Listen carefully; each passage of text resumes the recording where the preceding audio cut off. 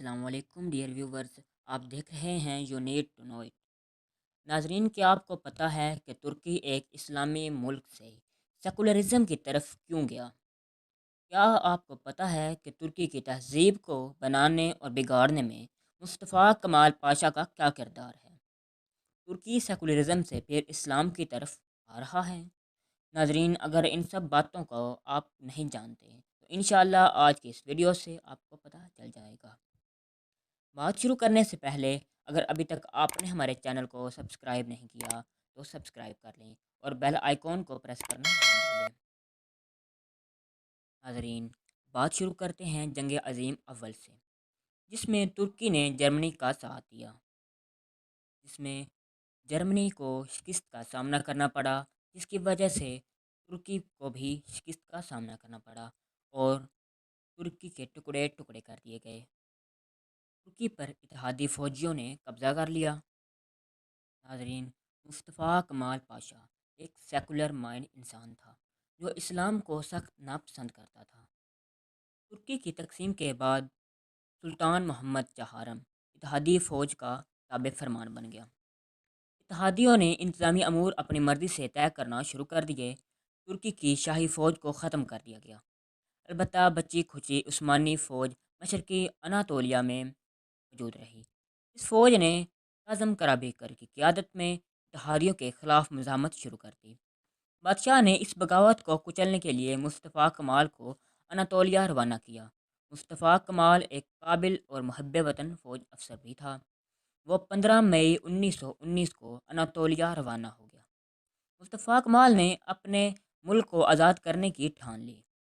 Istanbul میں موجود حکام نے اس کے ارادوں کو بھانپ لیا۔ انہوں نے مصطفیٰ کمال کے جہاز کو روکنے کے احکامات جاری کر دیے، مگر اب بہت دیر ہو چکی تھی۔ اتحادی ممالک نے ترکی کے حصے کرنے کا فیصلہ سنا دیا۔ اس سے تمام محب وطن ترک مشتعل ہو گئے۔ ان ترکوں کو بھی غصہ آ گیا جو اتحادیوں کو اپنا دوست سمجھتے تھے۔ ترکوں کی حب الوطنی بیدار ہو چکی تھی۔ انہوں نے فیصلہ کر لیا کہ وہ یونانیوں کی غلامی پر موت کو ترجیح دیں گے۔ انہوں نے یونانی فوج کے خلاف گوریلا جنگ کا آغاز کر دیا۔ مصطفیٰ کمال نے گاؤں گاؤں جا کر لوگوں کو یونانیوں کے خلاف منظم کیا۔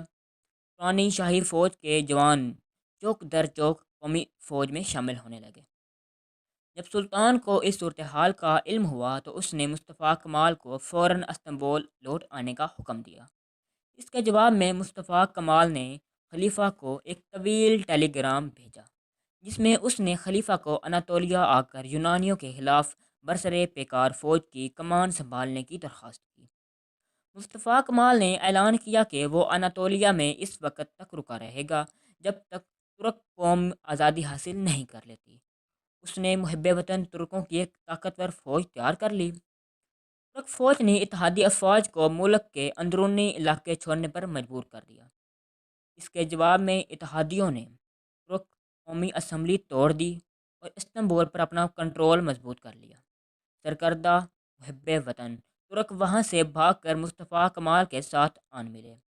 23 اپریل 1920 کو انقرہ میں مصطفیٰ کمال کی صدارت ترکی کی عظیم انقلابی کونسل کا اجلاس ہوا۔ اس اسمبلی میں خود کو ترک عوام کی نمائندہ قرار دیا گیا۔ اتحادیوں نے سلطان کے ساتھ ایک معاہدہ کرنا چاہا، جس کے تحت ترکی کی بندر بانٹ ہونا تھی۔ ترک عوام نے اس منصوبے کو یکسر مسترد کر دیا۔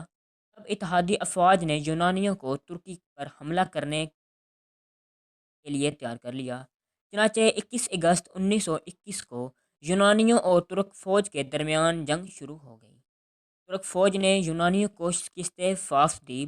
مصطفیٰ کمال ترک قوم کا نجات دہندہ بن چکا تھا۔